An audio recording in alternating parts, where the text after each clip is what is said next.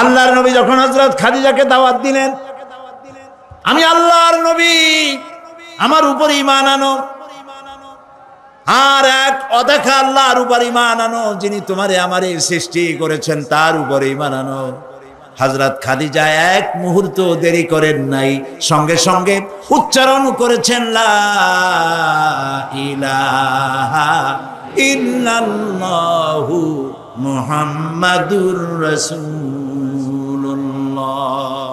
খাদিজা বলছেন কি জানেন? ইয়া আবাল কাসিম। তিনি নবীজিকে ডাকতেন হে কাসিমের পিতা, ইয়া আবাল কাসিম, 15টি বছর আপনার ঘর করেছি, আমার দিল একথা সাক্ষ্য দিচ্ছে আপনি অবশ্যই আল্লাহর নবী, কোনো সন্দেহ নাই।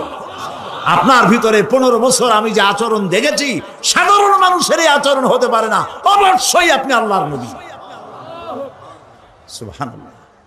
নবী করিম সাল্লাল্লাহু আলাইহি সাল্লাম বলেছেন, আল্লাহর আকাশের নিচে জমিনের উপরে খাদিজার মতো উত্তম মহিলা আর নাই। হযরত আয়েশা বলেন, নবীজি একদিন এক রাতে আমার কাছে ঘুমানো ছিলেন, আমি ঘুম থেকে জেগে দেখি নবীজি নাই। মনে মনে চিন্তা করলাম কোথায় গেলেন, বোধহয় অন্য কোনো স্ত্রীর ঘরে গেছেন। আমি চুপিসারে খোঁজ দিতে লাগলাম, কোনো ঘরে খবর পেলাম না। পরে দেখতে পেলাম রিয়াদুল জান্নার ভিতরে বসে নবীজি 2 হাত উঁচু করে কি যেন বলেন আর কান্দেন। আমি পিছনে গিয়ে হাত তুললাম, শুনতে পেলাম নবীজি মুনাজাত করতে করতে এক পর্যায়ে গিয়ে বলছেন, রব্বুল আলামিন কিয়ামতের ময়দানে যেদিন বাপ তার সন্তান হারায় ফেলবে, মা তার সন্তান হারিয়ে ফেলবে, সন্তান মায়ের চিনবে না, ওই দিন ওই কঠিন হাসরের ময়দানে আমি যেন আমার খাদিজারে হারায়া না যাই। মোনাজাত শেষে হযরত আয়েশা বলছেন, ইয়া রাসূলুল্লাহ, এই একটা বুড়ির বিয়ে করছিলেন, 25 বছর বয়সে 40 বছরের বুড়ি, এই বুড়ির কথা এখনো আপনার মনে জাগে? এর থেকে ভালো কুমারী মেয়ে তো আপনি বিবাহ করেছেন। নবীজির মুখখানা মলিন হয়ে গেল। আল্লাহর নবী বলেন, আয়েশা, খাদিজা সম্পর্কে এমন কথা জীবনে কোনোদিন তুমি আমার সামনে আর এরকম বলো না। কারণ হলো তোমরা সবাই আমার সুদিনের স্ত্রী, আর খাদিজা আমার এমন সময়ের স্ত্রী যখন মক্কা নগরীতে মুহাম্মদের পা রাখার জায়গা ছিল না। সমস্ত সম্পদ উজাড় করে দিয়েছে আমার জন্য, ইসলামের জন্য। না খেয়ে থেকেছে রাতের পর রাত, দিনের পর দিন। আরবের সব থেকে ধনশালিনী নারী, সমস্ত সম্পদ উজাড় করে দিয়েছেন আল্লাহর দ্বীনের জন্য। হযরত আয়েশা বলেন, আমাদের ঘরের ভিতরে তেমন গোশত রান্না বান্না খুবই কম হতো, আধপেটা অনাহারে অর্ধাহারে আমাদের দিন চলতো। যেদিন কোনো ভাগ্যক্রমে কোনো গোশত আসতো অথবা কোনো ছাগল দুম্বা জবাই হতো, নবীজি গোশতগুলি ভাগ করে স্ত্রীদের ঘরে ঘরে দিয়া নিজে একটা পটলার ভিতরে কয়েক টুকরা গোশত নিয়ে মদিনার রাস্তায় ঘুরে বেড়াতেন। খাদিজার কোনো বান্ধবী পাওয়া যায় নাকি? খাদিজার কোনো আত্মীয়া, কোন বান্ধবী পাওয়া যায় নাকি? প্রিয় ভাই সাহেব, নবী করিম সাল্লাল্লাহু আলাইহি ওয়াসাল্লাম স্ত্রীদেরকে ভালোবাসতেন। হাদিস থেকে শোনাচ্ছি, হযরত আয়েশা কুমারী মেয়ে, তাকে বিয়ে করেছেন নবী করিম সাল্লাল্লাহু আলাইহি ওয়াসাল্লাম। গভীর রাত, চাঁদনি রাত, আধো আধো জ্যোৎস্না প্লাবিত রাত, নবীজি বলছেন, আয়েশা চলো আমরা একটু পায়চারি করে আসি। মরুভূমির ভিতরে গিয়ে বললেন, ওই যে একটা জিনিস দেখা যায়, চলো তো দৌড় মারি, কে আগে যায় দেখা যায়। বিশ্বনবী স্ত্রীর মনোরঞ্জনের জন্য দৌড় প্রতিযোগিতা করতেছেন, তাও সুবহানাল্লাহ কইতে ইচ্ছে করে না। দৌড়াইয়া হযরত আয়েশা রাদিয়াল্লাহু তাআলা আনহা তিনি আগে চলে গেলেন, রাসূলুল্লাহ পিছনে পড়ে গেলেন। হযরত আয়েশা খুব আনন্দ করলেন, দেখলেন আপনি কিন্তু দৌড়ে আমার সাথে পারলেন না। বাস এর কয়েক বছর পর আরেকদিন এইভাবে দৌড়ের প্রতিযোগিতা হলো রাতের বেলায়। আজকে হযরত আয়েশা বলছেন, ওই দিনের তুলনায় আমার শরীরটা স্থূল হয়ে গেছে, আমি একটু মুটিয়ে গেছি। দৌড়াইয়া আমি পিছনে পড়ে গেলাম, রাসূল আগে উঠে গেলেন। আমি হাঁপাতে হাঁপাতে যখন নবীজির কাছে গিয়ে দাঁড়িয়েছি, রাসূলুল্লাহ তাবাসসুম মুস্কি হেসে আমার দিকে তাকিয়ে বলছেন, আয়েশা, ওই সেই দিনের প্রতিশোধ আজ নিলাম। সুবহানাল্লাহ, সুবহানাল্লাহ। কিসের ইউরোপ, কিসের আমেরিকা, ইসলামী সভ্যতার জুতার কাছেও দাঁড়াতে পারবে না তারা। ওরা আজকে কি বলে, বিশ্ব কি দিবস, নারী দিবস পালন করে। বিশ্ব নারী দিবস, বিশ্ব মাতৃ দিবস, বিশ্ব ভালোবাসা দিবস। বিশ্ব ভালোবাসা দিবস ওদের দরকার, যাদের সারা বছরে কোনো ভালোবাসা নাই, তাদের জন্য একটা দিন ভালোবাসার বনিতা করা লাগে। আমার লাগে না, কারণ আমার জন্মই হয়েছে ভালোবাসার মধ্য দিয়ে। আর দ্বীন ওয়ান নাসিহা, ইসলাম মানেই হলো ভালোবাসা। সুবহানাল্লাহ কও। ইসলাম মানেই হচ্ছে ভালোবাসা। আমার দেশে, মুসলমানদের দেশে বিশ্ব ভালোবাসা দিবসের কোনো প্রয়োজন নাই। বিশ্ব নারী দিবস পালন করা, বিশ্ব কন্যা দিবস পালন করা ওদের দরকার, যার দেশে নারীর কোনো মর্যাদা নাই, যেখানে কন্যার কোনো মর্যাদা নাই, যেখানে মাতৃত্বের পিতৃত্বের মর্যাদা নাই, সেখানে প্রয়োজন। আমার দেশে প্রয়োজন নাই। দিবস পালন করতে করতে এখন কিসব দিবস পালন করতেছে। কালকের পত্রিকায় দেখলাম বিশ্ব পায়খানা দিবস। আমি জানি না আপনারা বিশ্বাস করবেন কিনা, আমার নিজের চোখ দিয়ে দেখছি। নওজুবিল্লাহ, মানে তালাশ করে পায় না, করবে কি। এরপরে দেখলাম ঢাকায় দেওয়ালে লেখা বিশ্ব চিন্তা দিবস। তো বিশ্ব চিন্তা দিবসের এটার থিমটা কি, করবেটা কি? তো যারা আয়োজক তারা বলল যে আমরা ওই বিশ্ব চিন্তা দিবসে রাস্তার মোড়ে মোড়ে বসে চিন্তা করব যে আদৌ কোনো ব্যাপারে আমরা চিন্তা করতেছি কিনা। নওজুবিল্লাহ, পাগল কি গাছে ধরে? প্রিয় ভাই সব, আল্লাহ রাব্বুল আলামিন নারীর অধিকার দিয়েছে, কোরআন দিয়েছে, হাদিস দিয়েছে। বুক ভরে বলেন আলহামদুলিল্লাহ। প্রিয় ভাই সব, ইসলাম দিয়েছে নারীর অধিকার।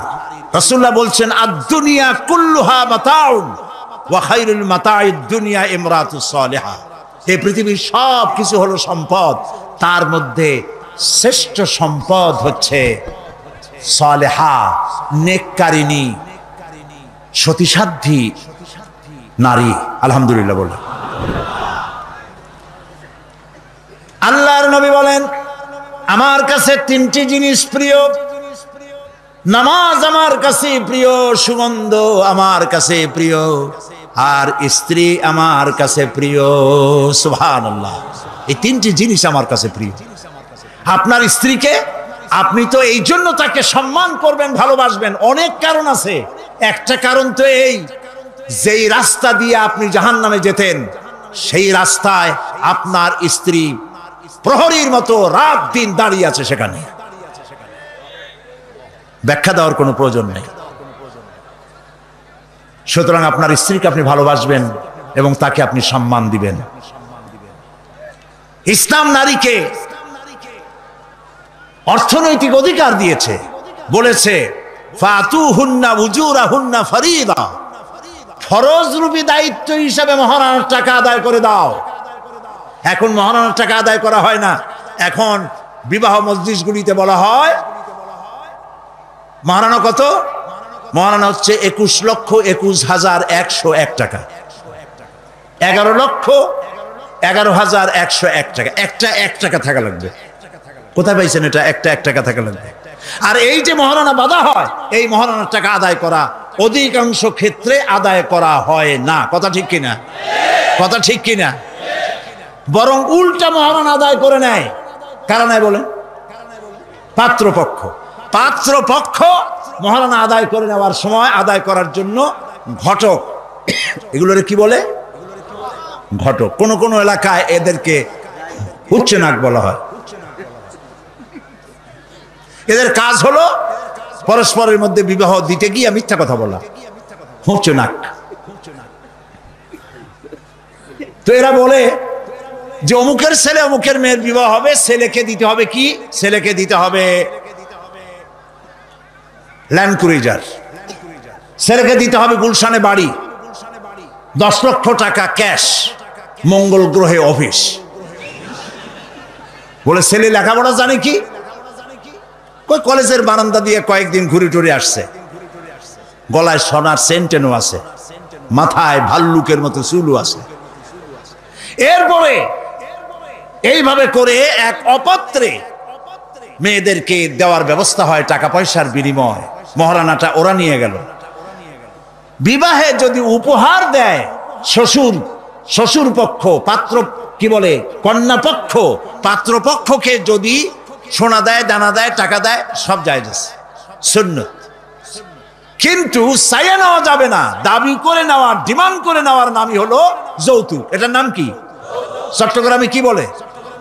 যৌতুক। এই যৌতুক হলো শ্বশুরের সাথে এক প্রকারের কৌতুক। এইভাবে করে চাইয়া টাকা আদায় করা হারাম। চাইয়া টাকা আদায় করা কি? আজকের এই বিশাল তাফসীরুল কোরআন মাহফিলে আমি জানতে চাই যে এই যাদের ছেলে আজ পর্যন্ত বিয়ে দেন নাই, বিবাহ দিতে গিয়ে কন্যা পক্ষের কাছ থেকে হারাম চাইয়া যৌতুক আদায় করে ছেলে বিয়ে দিবেন না, এই রকমের লোক ওয়াদা করতে পারবেন না? মনে করবেন এই কথা যে আল্লাহ মাহফিলে আজকে আসলাম কেন? আচ্ছা দেখি তো, যারা ছেলে বিয়ে দেন নাই তারা ওয়াদা করবেন এই কথা বলে যে আমার ছেলে বিবাহ দিতে গিয়ে যৌতুক এক পয়সাও, এক থেকে নিয়ে 1000 কোটি যা হোক, যৌতুক চাইবো না, বিনা যৌতুকে ছেলে বিবাহ দেব। কারা কারা দেবেন? ছেলেওয়ালারা হাত তোলেন তো। ও মাশাআল্লাহ, বাচ্চা পোলাপান হাত উঠেছি কি কামে? তোমরা তো বাপ হও নাই এখন। হাত নামান। জি, ভবিষ্যতে হাত নামান, হাত নামান। আলহামদুলিল্লাহ বলেন। যৌতুক এক সামাজিক ব্যাধি, এই ব্যাধি বন্ধ করতে হবে এবং চট্টগ্রাম থেকেই এটার আন্দোলন শুরু হবে ইনশাআল্লাহ। বলেন ইনশাআল্লাহ। প্রিয় ভাই সব, যারা বিবাহ করে নাই সেসব যুবকদের বিবাহ করা লাগবে কিনা? লাগবে কিনা? হ্যাঁ, ফুর্তি হয়ে একটু জোরেই বলতেছে লাগবে। এই বিবাহ করতে গেলে শ্বশুর যদি ঘড়ি দেয় বলবা আলহামদুলিল্লাহ, যদি শেরওয়ানি দেয় আলহামদুলিল্লাহ, যদি কিছু না দেয় নাউজুবিল্লাহ, নাকি? তাও আলহামদুলিল্লাহ। বরং তুমি কেন ফকিরের ছেলে ফেলে না তো? তোমরা যুবকদের বলতেছি, ফকিরের বলাবার না তো। তো বউ ওই কি বলে, যারে বিবাহ করবা সেই শ্বশুর বাড়ির টেলিভিশন না হইলে দেখা যাবে না তুমি কি খয়রাতির পোলা। যদি এখন তো দেখতেই হয়, তো বউয়ের বাপের কাছ থেকে টেলিভিশন না নিয়া মসজিদ গুলার সামনে শুক্রবার দিন থাল পাতে বসে যাইও। তাও কন্যা পক্ষের কাছ থেকে চাইয়া নিবা না। কিছু দিলে আলহামদুলিল্লাহ, না দিলেও বিনা যৌতুকে নিজের পায়ে দাঁড়াইয়া চাকরি করে বিয়ে করবা। চাকরি কামাই রোজগার না করিয়া নিজে বাপের হোটেলে খাও, আরো একজন আনি মেহমান বানাইও না। কাজ করবে, চাকরি করবে, ব্যবসা করবে, তারপরে নিজের টাকা দিয়া, বাপের টাকা দিয়া বিয়ে করিয়া বউরে রানী বানাইয়া ভালোবাসার সিংহাসনে বসাবে, তাকে কোনো কিছু খোটা দিবে না। এটা এই জন্য বলি, বাংলাদেশে একটা কি বলে ওটাকে, যৌতুকের একটা গরু দেওয়া হয় নাই, টেলিভিশন দেওয়া হয় নাই বলে গরুর মতো পিটিয়ে স্ত্রীকে হত্যা করা হয়েছে। হাজারো ঘটনা বাংলাদেশে আছে। বিনা যৌতুকে বিয়ে করবে যে সব বীর তরুণ চট্টলার যুবকের এবার হাত উঁচু করে দেখাও। ও মাশাআল্লাহ, এখন তো দেখা যায় কেউ বিয়ে করে নাই।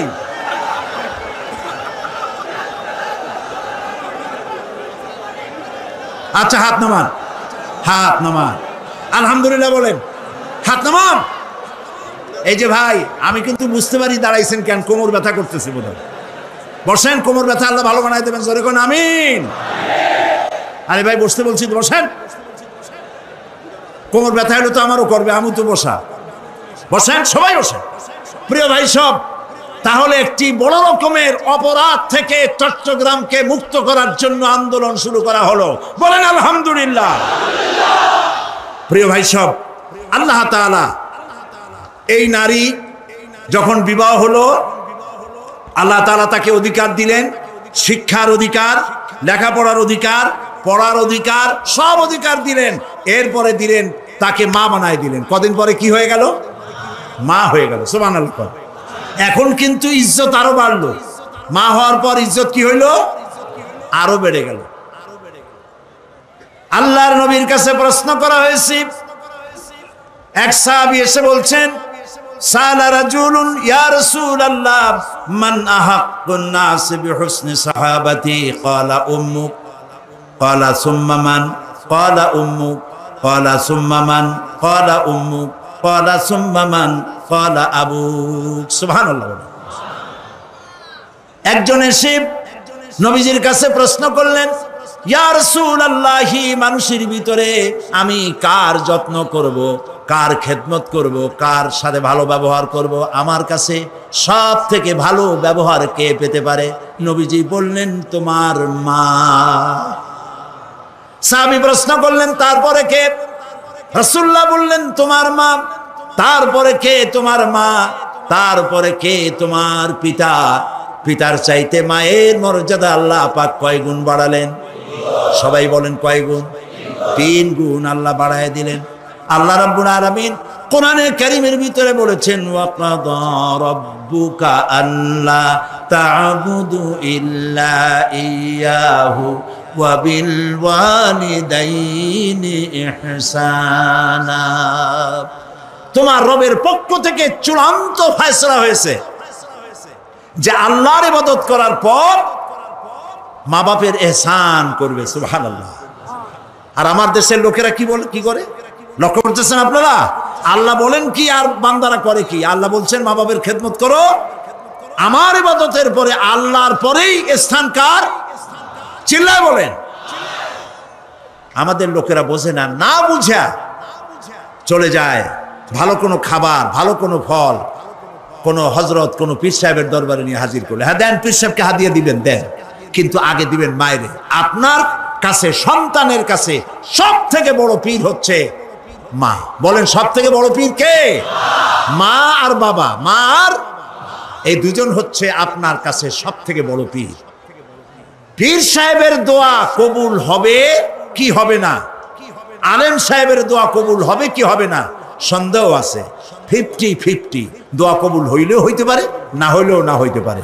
কিন্তু মা বাপ যদি দোয়া করে, আল্লাহর দরবারে দোয়া মঞ্জুর হয়ে যায়। 100% দোয়া কবুল হয়ে যায়। সুবহানাল্লাহ বলেন।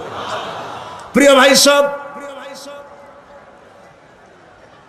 আল্লাহ রাব্বুল আলামিনের নবী বলেন, মা বাবা যখন দোয়া করে সন্তানের জন্যে, যখন দোয়া করে, বন্দুক দিয়া গুলি করলে সেই গুলি তার লক্ষ্য বস্তুর কাছে যেতে যত না দেরি হয়, মা বাপের দোয়া বা বদদোয়া আল্লাহর দরবারের থেকে দ্রুত গতিতে চলে যায়। মাকে খাওয়াও। বুড়া মা আছে না? বলেন আছে না? মা যখন বুড়া হয়ে যায়, বউয়ের কথা মতো সন্তান মায়ের সাথে খারাপ ব্যবহার করে, মুখ মলিন করে থাকে, কথা বলে না, আর মনে মনে বলে, প্রকাশ্য বলে, অনেকের সামনে বলে, বুড়ি মরে না কেন? নাউজুবিল্লাহ। বলেন নাউজুবিল্লাহ। তুমি কারে মরতে বলো? কারে মরতে বলো? তোমার মা, তোমার যখন অসুখ হয়েছে, যত্ন করেছি, বুকের সাথে আগলায় ধরেছে, সারা রাত শিয়রে বসে বসে, বিদ্যুৎ ছিল না ঘরে, কেরোসিনের ল্যাম্প জ্বালায়া, চেরাগ জ্বালায়া কোরআন শরীফ তেলাওয়াত করেছে। আর শেষ রাতি 2খানা হাত রব্বুল আলামিনের দরবারে তুলে দিয়ে কেঁদেছে, রব্বুল আলামিন, আমার বাঁচাধনকে আমার জীবনের বিনিময় আল্লাহ তুমি বাঁচাইয়া দাও। যে মা বললেন, আমার জীবনের বিনিময় আমার ছেলে তুমি বাঁচাও, মেয়েরে বাঁচাও, সেই ছেলে বড় হইয়া বউয়ের পাগল হইয়া বলে, বুড়ি মরে না কেন? নাউজুবিল্লাহ, নাউজুবিল্লাহ। মাকে সম্মান করুন, মাকে ভালোবাসুন।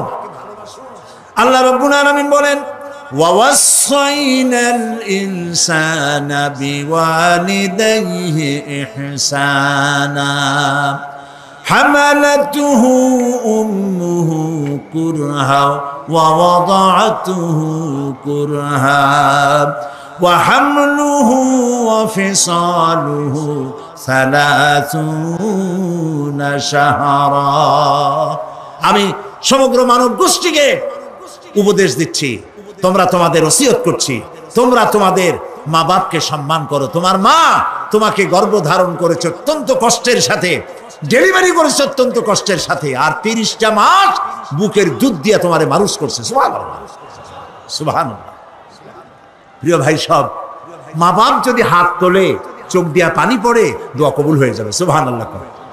এই যে হযরত বাইজিদ বুস্তামি রহমতুল্লাহ আলাইহের এই দরগায় আপনারা যান, হযরত বাইজিদ বুস্তামি যখন ছোট্ট ছিলেন, তার মা অসুস্থ, গভীর রাত্রে মা জেগে বলছে, বাবা আমি তো পানির পিপাসায় শেষ হয়ে যাচ্ছি, একটু পানি পান করাও। বাচ্চা দেখলেন ঘরের মধ্যে পানি নাই, বাইরে কোথার থেকে পানি জোগাড় করলেন, এসে দেখেন মা ঘুমায় গেছে। শীতের রাত, বাচ্চা দাঁড়ায় আছে পানি নিয়ে। ফজরের সময় মায়ের ঘুম ভেঙেছে, তাকিয়ে দেখে বাইজিদ দাঁড়ানো। বাইজিদ তুমি দাঁড়ানো কেন, কাঁপতেছো কেন? ছেলে বলছে, মা আপনি পানি চাইছিলেন। তা পানি চাইছিলাম, তা কি হয়েছে? তা আমি তো ঘরে পানি পাই নাই, দূরে গিয়ে পানি আনছি, আনি দেখে আপনি ঘুমাই গেছেন, আমারে উঠাও নাই কেন? আপনার ঘুমের ক্ষতি হবে। তা তুমি নিজে ঘুমাও নাই কেন? এই জন্য যে আপনি জায়গায় যদি আবার পানি চান আর সময় মতো না দিতে পারি, তাহলে তো আপনার কষ্ট হবে। সেই জন্য মা আমি দাঁড়ায় রয়েছি, আপনি পানি খাবেন, সেই পানি নিন। বাইজিদের মা হযরত বাইজিদকে বিছানার উপরে আরাম করে শোয়াই দিয়া উযু করে নিজে নামাজ পড়লেন। নামাজ আদায় করে দুইখানা হাত আল্লাহর দরবারে তুলে ধরে বলেন, রব্বুল আলামিন, আমি বাইজিদের মা, আমার ছোট্ট বাইজিদ আমার জন্য যে কষ্ট করেছে, আজ তার এই কষ্ট দেখে আমার কলিজা ঠান্ডা হয়ে গেছে। আমি মা হয়ে আমার বাইজিদের জন্য দোয়া করি, রব্বুল আলামিন আমার বাইজিদকে তুমি সুলতানুল আরিফিন বানায়া দাও। দোয়া মঞ্জুর হয়েছে না হয় নাই? সুবহানাল্লাহ। প্রিয় ভাই সব, এই জন্য মা বাপকে সম্মান করতে হবে, মহব্বত করতে হবে এবং তাদের জন্য দোয়া করতে হবে। দোয়াটা আল্লাহ শিখাই দিয়েছেন। এমনকি মা বাবার সামনে চোখ মোটা করে কথা বলবে না, চোখ মোটা করে মা বাবার সামনে কথা বলবে না। আল্লাহ ইচ্ছা করলে চোখ অন্ধ করে দিতে পারেন। পীরের সামনে যত গিয়ে মহব্বত করে ঘাড় কাট করে বসো, তোমার বড় পীর, তোমার মা, তোমার বাবা, তাদেরকে শ্রদ্ধা করো, সম্মান করো, কলজা দিয়ে মহব্বত করো। মা বাপকে একটা কথা বিশ্বাস করুন, মনে রাখেন, মা বাপকে যে যত বেশি সম্মান করবে, মহব্বত করবে, মর্যাদা দেবে, তার জীবনে সম্মানের আর রুজির কোনো অভাব হবে না, হবে না, হবে না। আল্লাহ তাআলা বাড়ায় দেবেন। সুবহানাল্লাহ। আল্লাহ দোয়া শিখাই দিচ্ছেন, বান্দারে মা বাবার সামনে শক্ত করে কথা কইস না, ওয়াকুল লাহুমা কাওলান কারীমা, মা বাবার সাথে সম্মান সূচক কথা বলো আর আমার কাছে দোয়া করো। কি বলে? আল্লাহ রাব্বুল আলামিন দোয়া শিখাই দিচ্ছেন, রব্বিরহামহুমা কামা রাব্বায়ানি সাগীরা।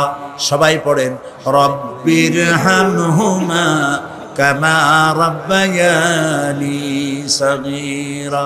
আবার পড়েন, রব্বিরহামহুমা কামা রাব্বায়ানি সাগীরা।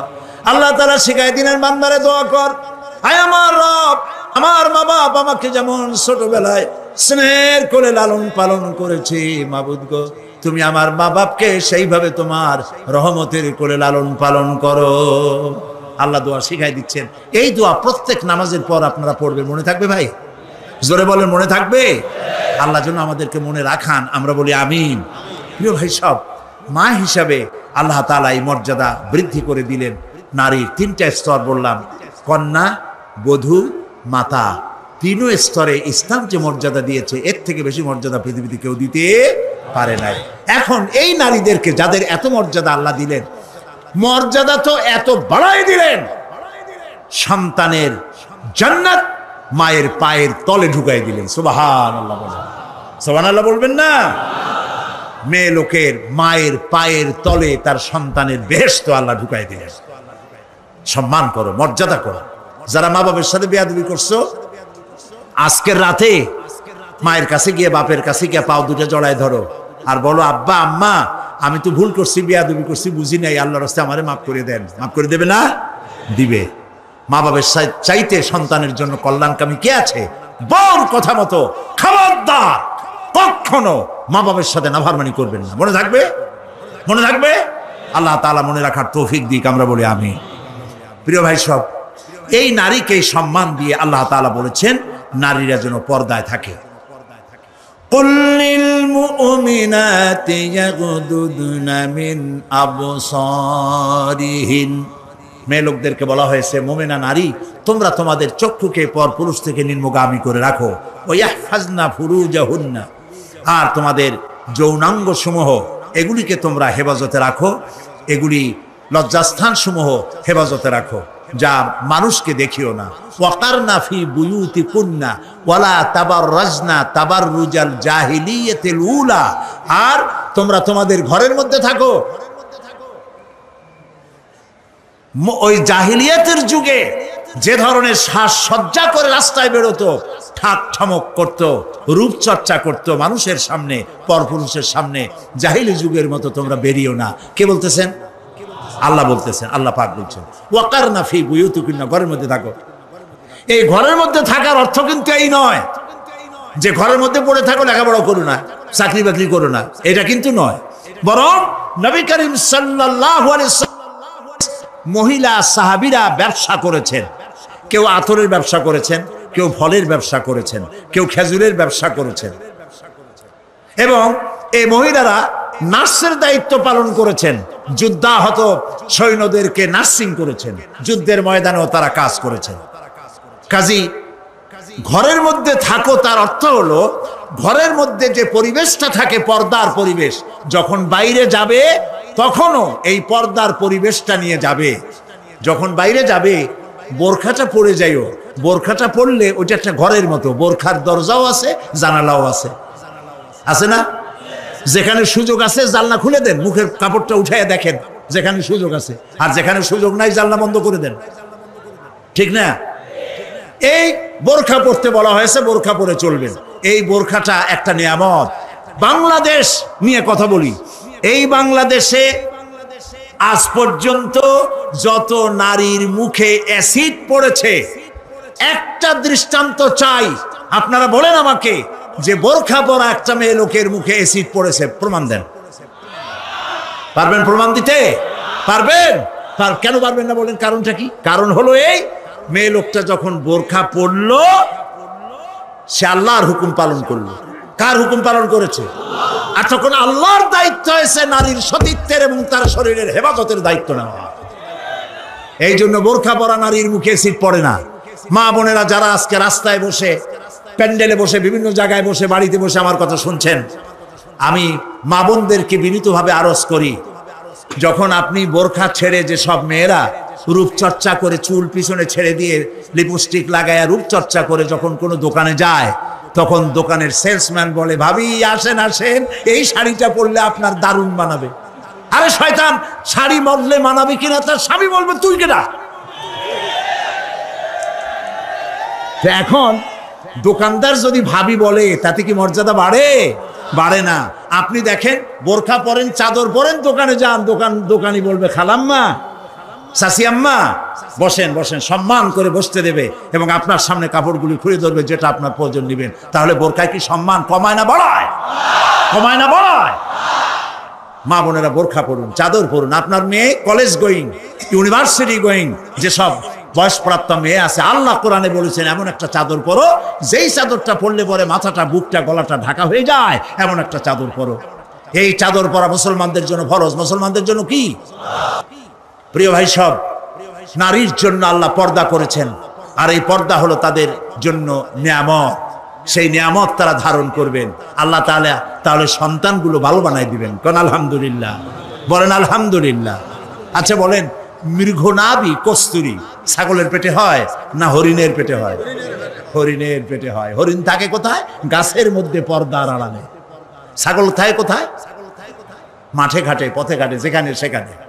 কাজে ছাগলের মৃগনাভি তো ভালো, দড়ি ধরলেও গোসল ওয়াজিব হয়ে যায়, দুর্গন্ধের খেলা।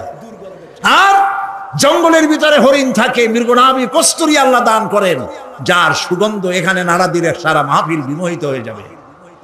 আল্লাহর নিয়ামত পর্দায় থাকে।